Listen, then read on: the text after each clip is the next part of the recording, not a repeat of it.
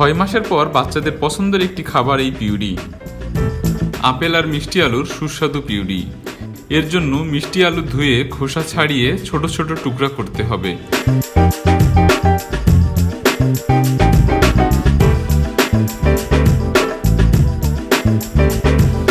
মিষ্টি আলুর সাথে সমপরিমাণ আপেল খোসা ছাড়িয়ে টুকরা করে 1 কাপ পানিতে 6 থেকে 7 মিনিট সিদ্ধ করতে হবে।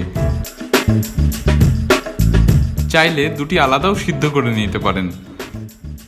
সিদ্ধ করা হলে ঠান্ডা করে পানি সহ ব্লেন্ড করে ফেলুন, নয়তো কাঁটা চামচ দিয়ে স্ম্যাশ করুন। 6 মাসের পর বাচ্চাদের পছন্দের একটি খাবার এই পিউরি।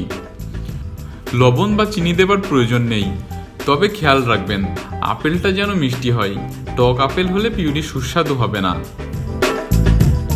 বাচ্চার জন্য এই খাবারটি একবার রান্না করে ফ্রুট গ্রেড প্লাস্টিক বক্সে চাইলে সংরক্ষণ করতে পারেন।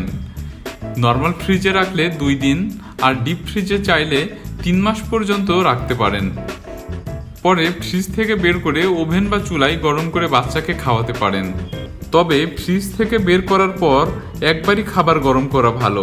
ফ্রিজের খাবার বারবার গরম করে খাওয়া উচিত নয়। ভিডিওটি এতক্ষণ দেখার জন্য ধন্যবাদ।